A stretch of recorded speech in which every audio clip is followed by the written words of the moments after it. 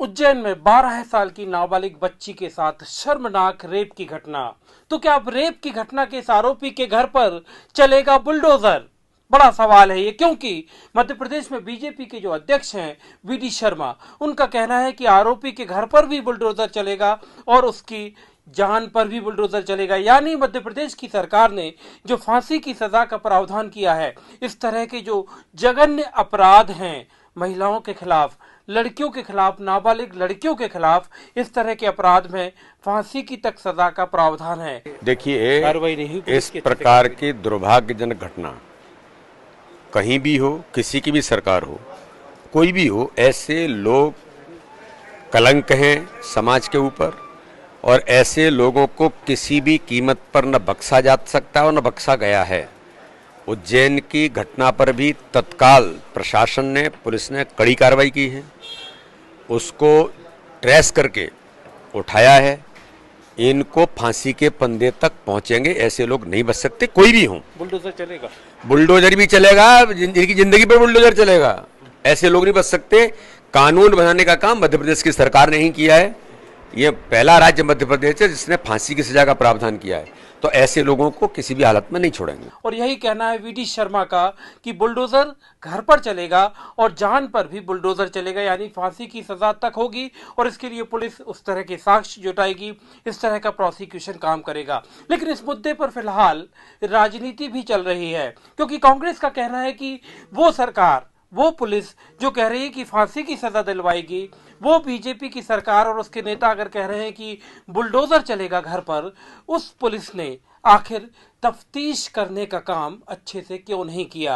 ये आरोप लगा रही है कांग्रेस। कांग्रेस का सीधा आरोप है कि जब 12 साल की नाबालिग लड़की के साथ शर्मनाक तरीके से रेप की इस घटना को अंजाम दिया गया, सोमवार के दिन सुबह ये घटना हुई, उसके बाद गुरुवार को जाकर पुलिस ने कहा कि हमने आरोपी को पकड़ लिया। लेकिन इन 3 दिनों में जिस तरह के बयान आए पुलिस की तरफ से और पुलिस की तरफ से जो इस पूरे मामले के इन्वेस्टिगेशन, जांच के बारे में जो बातें कही गई, उनको लेकर कांग्रेस की तरफ से सवाल किए गए हैं। और यही वजह है कि फिलहाल रेप की घटना के इस जो पूरी जो शर्मनाक घटना है, इसको लेकर मध्य प्रदेश की सियासत विधानसभा चुनाव के पहले गरमाई हुई है।